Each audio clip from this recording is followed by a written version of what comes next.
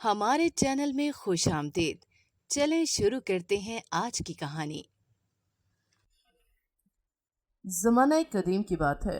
एक बहुत ही खूबसूरत गांव था। आसपास खूबसूरत सा जंगल, गांव में रहने वाले खूबसूरत और खुश इखलाक लोग। लेकिन वहीं इस गांव में बहुत से राज दफन थे। गांव दिन में कुछ और रात में कुछ और ही बन जाया करता था। दिन को हर तरफ खुशहाली नजर आती तो रात के अंधेरे खौफ सदा कर देते। गांव के बुजुर्गों ने बहुत से किस्से और कहानियां बना रखी थी, जिन्हें सुना सुना कर वो गांव के लोगों को रात के अंधेरे और उनके खौफनाक मनासिर का किस्सा सुनाकर रात में गांव वालों का घर से निकलना बंद करवाए रखते थे। औरतों के रात में घर से बाहर निकलने पर पाबंदी आई थी और उसके साथ किस्सा यूं मुंसलिक था कि गांव में हर रोज रात को एक बाबा जी गांव का चक्कर लगाते रहते हैं। कोई भी औरत रात के पहर घर से बाहर निकलती है और इन बाबा जी की नज़र इस पर पड़ गई तो इस औरत की शादी इन बाबा जी से कर दी जाएगी। गांव के सभी लोग इन पर पूरा यकीन किया करते थे, सवाए मुझे। ये सब बातें मन घड़क लगती थी, लेकिन अब्बा जी कहते, पुत्र, जो बड़े बुजुर्ग कहते हैं इसमें हमारा ही भला होता है। चुनाचे मैं इनकी बात को मानते हुए इस पर पाबंदी से अमल करती जाती। लेकिन एक दिन मुझे मजबूरन ये पाबंदी की लकीर तोड़नी पड़ी। अब्बा जी की तबीयत रात के बहुत बिगड़ गई। घर में अम्मा और अब्बा के अलावा कोई न था और हकीम साहब का घर थोड़े ही फासले पर था। मैंने चादर ओढ़ी और जल्दी से हकीम के घर की तरफ चल दी। ये मेरी जिंदगी में पहली बार था कि मैं रात में घर से बाहर निकली थी। जहाँ एक तरफ अब्बा जी की परेशानी थी, वहीं रात का मंजर वाकई बहुत खौफनाक था। गहरे काले अंधेरे के बीच जंगली जानवरों की आवाज़ें और फिर जहन में साथ ही गर्दिश करते किस्से, जिनमें इन बाबा जी का किस्सा ज़्यादा डरा देने वाला था। मरती क्या न करती।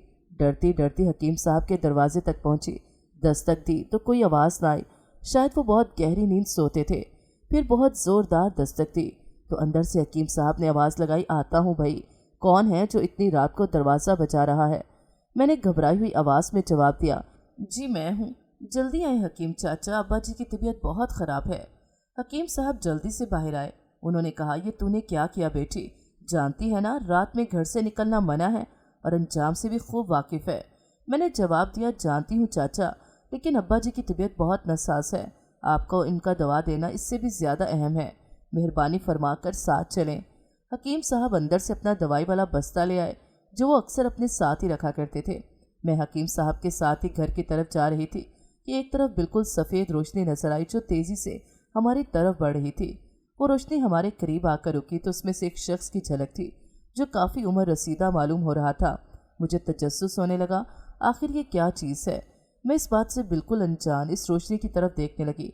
हकीम चाचा फौरन इस रोशनी से मुखातिब हुए, माफ़ कर दीजिएगा बाबा जी, इसके वालिद की तबीयत बहुत ख़राब है, तभी रात के पहर बाहर निकली है, इससे माफ़ कर दें। लेकिन इन बाबा ने नफ़े में सर हिलाया और जंगल की तरफ रवाना हो गए। चंद एक लम्हों में ही वो आंखों से ओझल हो गए। हम जल्दी से घर पहुंचे और अब्बा जी को देखकर हकीम साहब ने इनका इलाज शुरू किया।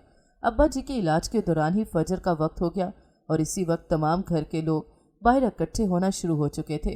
न जाने कैसे, लेकिन सबको ही मेरे रात में बाहर जाकर इस बाबा जी की निगाह में आ जाने का इल्म हो चुका था। अब गांव वालों का यही मुतालबा था कि मुझे इस बाबा जी के हवाले कर दिया जाए, वरना गांव को नुकसान होगा। मैं इनकी इस बात को समझ नहीं पा रही थी कि बुजुर्ग बोले, देखो अब जो भी हो, या तो इसकी शादी इन बाबा जी से करा दी जाए, वरना ये औरत सारी जिंदगी कंवारी बैठी रहेगी। इसके पास बस दो ही रास्ते हैं। मैं सबके सामने रोई, गिड़गिड़ाई, इन सबको बताया कि किसी गलत मकसद को ना निकली थी घर से बाहर। लेकिन कोई एक भी शख्स मेरी बात सुनने को तैयार न था। सबको डर था और वो अपनी इसी रवायत को कायम रखना चाहते थे। मेरे आंसू बस मेरे ही थे। मैं बिल्कुल ही बेबस हो चुकी थी। आखिरकार मुझे बिल्कुल किसी कुर्बानी के जानवर की तरह इस बाबा जी के सामने पेश किया जाने वाला था। मैं रो रो कर अपने रब से दुआएं करती रही कि ए अल्लाह, मैं नेक परहेजगार हूँ। मेरा रब तो सब जानता है, मेरे बाहर जाने का मकसद भी जानता है। सब मालूम होने के बाद आखिर ये सब कैसे होने दे रहा है? मेरे वालिद की तबीयत ना संभल सकी और वो इस दुनिया फ़ानी से कूच कर गए। अब सिर्फ मैं और मेरी माँ ही रह गए थे। अम्मा ने पूरा जोर लगाया, लेकिन उनकी बूढ़ी हड्डियाँ मुझे गांव के इस फैसले से महफूज न रख सकें। आखिर वो वक्त आ ही गया जब मेरी शादी इस बाबा जी से कराई जानी थी। चूँकि वो बाबा जी कभी किसी ने ना देखे थे, गांव की रवायत के मुताबिक मुझे तैयार करके गांव की दहलीज पर मौजूद एक पुराने दरख्त के नीचे बिठा दिया गया। साथ में मेरी अम्मा, गांव के इमाम साहब और 5 बुजुर्ग थे। یہ وہی لوگ تھے جنہوں نے یہ قیامت مجھ پر برپا کی تھی۔ حالانکہ سب سچائی سے خوب واقف تھے، لیکن کوئی بھی میرا ساتھ دینے کو تیار نہ تھا سوائے میری ماں کے، جو خود میری طرح بالکل بے بس تھی۔ وقت گزرتا گیا اور اندھیرے کے بادل چھانے لگے۔ جیسے جیسے اندھیرا بڑھ رہا تھا مجھ سمیت سب پر خوف طاری ہو رہا تھا۔ پھر جیسے ہی عشاء کی نماز کا وقت ہوا مجھے وہیں چھوڑ کر سب چل دیے۔ میری ماں بھی جا چکی تھی۔ اس رات کے اندھیرے میں اب اکیلی وہاں بیٹھی اپنے آپ کے قربان ہونے کا انتظار کر رہی تھی۔ کچھ لوگ آ کر مجھے ساتھ لے کر جنگل میں چل دیے۔ جنگل کے اندر موجود ایک خفیہ حویلی میں مجھے لے جایا گیا۔ وہاں ایک نکاح خواہ نے میرا نکاح اس بابا جی سے پڑھایا۔ میں اب خوفزدہ تو تھی ہی، ساتھ میں مجھے یہ سب بہت عجیب لگ رہا تھا۔ مجھے لے جا کر ایک کمرے میں بٹھا دیا گیا، جہاں چند لمحوں کے بعد وہ بابا جی کمرے میں داخل ہوئے۔ ان کو دیکھتے ہی میری روح فنا ہو گئی۔ مجھے دیکھ کر یقین نہیں ہو رہا تھا کہ وہ کوئی بابا جی نہیں بلکہ ایک خوبرو نوجوان شخص تھا۔ گھنے کالے بال، نیلی آنکھیں، دراز قد، یہ سب چیزیں اس بابا جی سے بالکل میل نہیں کھاتی تھی جن کو میں نے اس رات گاؤں میں دیکھا تھا۔ میں نے ایک عمر رسیدہ شخص کی جھلک دیکھی تھی اور یہ وہ شخص نہیں تھا۔ وہ مجھے دیکھتے ہی میرا تجسس سمجھ گئے اور مسکراتے ہوئے بولے، گھبراؤ مت، میں وہی ہوں جسے تم نے گاؤں میں دیکھا تھا۔ میں ہی وہ انسان ہوں جس سے تمہارا نکاح پڑھایا گیا ہے۔ مجھے اب اپنی آنکھوں دیکھے منظر پر بھی یقین نہیں آ رہا تھا۔ ایک طرف میرے ذہن میں بنی وہ تصویر جو ایک عمر رسیدہ شخص جو کہ بہت ظالم تھا، دوسری طرف میرے سامنے یہ خوبصورت نوجوان۔ کیا یہی میری قسمت تھی یا صرف ایک خواب تھا جو میں کھلی آنکھوں سے دیکھ رہی تھی؟ میں اپنی ہی سوچوں میں گم تھی کہ اس کی دلکش آواز نے مجھے خیالوں کے جہاں سے نکالا۔ میں ہڑبڑاتے ہوئے بولی، آخر یہ سب کیا ماجرا ہے؟ وہ مسکراتے ہوئے بولے، بتاؤں گا، سب بتاؤں گا، ابھی تم بہت تھک چکی ہوگی، آرام کرو۔ اگلی صبح مانو جیسے دنیا ہی بدل چکی تھی۔ میرے جاگتے ہی ایک ملازمہ ناشتہ لے کر حاضر ہو گئی۔ میں نے اس سے پوچھا کہ یہ کون سی جگہ ہے، تم سب کون ہو؟ وہ کہنے لگی کہ باہر آ جائیں، آپ سب کچھ خود ہی سمجھ جائیں گے۔ میں کمرے سے نکل کر سیدھا باہر گئی اور دیکھا کہ یہ جنگل کے اندر عالی شان محل نما گھر ہے جو کہ جنگل میں ڈھونڈنے پر بھی نہ ملے۔ میں ابھی وہاں کھڑی اس منظر کو دیکھ ہی رہی تھی کہ وہی آواز پھر کان کے پردے سے ٹکرائی۔ گھوم کر دیکھا تو وہی مسکراہٹ بھرا چہرہ سامنے تھا، وہ نیلی آنکھیں جس میں ڈوب کر میں الگ ہی دنیا میں پہنچ چکی تھی۔ پھر سے آواز دیتے ہوئے کہاں کھو گئی؟ اس سے پہلے کہ میں کچھ پوچھتی وہ بولے، جانتا ہوں کیا پوچھنا چاہتی ہو، آؤ بتاتا ہوں۔ وہ آگے چل دیے اور میں ان کے پیچھے۔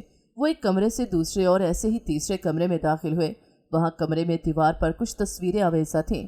وہ مجھ سے مخاطب ہوئے، یہ میرے آباء و اجداد کی تصویریں ہیں۔ وہ سب کے سب اس بابا جی جیسے لگ رہے تھے جس کو میں نے دیکھا تھا۔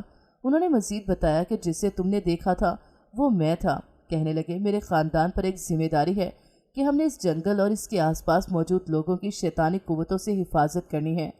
میرے پاس اپنے آباء و اجداد کی طرف سے دیا گیا ایک لباس ہے جو زیبتن کر کے میں ویسا ہی دکھتا ہوں جیسا میرے بزرگ دکھا کرتے تھے۔ صدیوں پہلے جب یہاں جنگل میں شیطانی قوتیں عروج پر تھیں، ان کا خاتمہ کرنے کے لیے میرے خاندان کو روحانی قوتیں ملی تھیں، ساتھ ہی ذمہ داری بھی۔ رات گئے پورے جنگل اور گاؤں میں چکر لگا کر میں ان شیطانی قوتوں کو جنگل اور لوگوں سے دور رکھتا ہوں۔ میں اس کی بات سن کر بولی، لیکن اس سب کا شادی سے کیا تعلق تھا؟ وہ میری بات سن کر مسکرا دیا اور کہا کہ کوئی تعلق نہیں، یہ بس ایک گاؤں والوں کی طرف سے گھڑی گئی ہزاروں کہانیوں میں سے ایک ہے۔ ہاں، البتہ تمہاری اور میری تقدیر کے ستارے جڑے تھے۔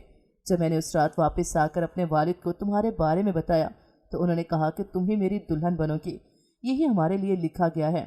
انہوں نے کہا کہ صدیوں سے ہم اس لباس میں رہ کر لوگوں کی حفاظت کرتے آ رہے ہیں اور اس گھر میں موجود لوگ بھی اس راز سے خوب واقف ہیں۔ ہم یہیں رہ کر اس ذمہ داری کو نبھاتے ہیں۔ میں ان کی بات سننے کے بعد سوچنے لگی، انسان کیا سوچتا ہے اور حقیقت کیا ہوتی ہے۔ یہاں آنے سے پہلے مجھے لگ رہا تھا جیسے میں کسی قربانی کا جانور ہوں، لیکن رب کریم نے میرا نصیب ایسے لکھا تھا۔ مجھے احساس ہوا اللہ پاک جو کرتا ہے اپنے بندے کے لیے بہتر کرتا ہے۔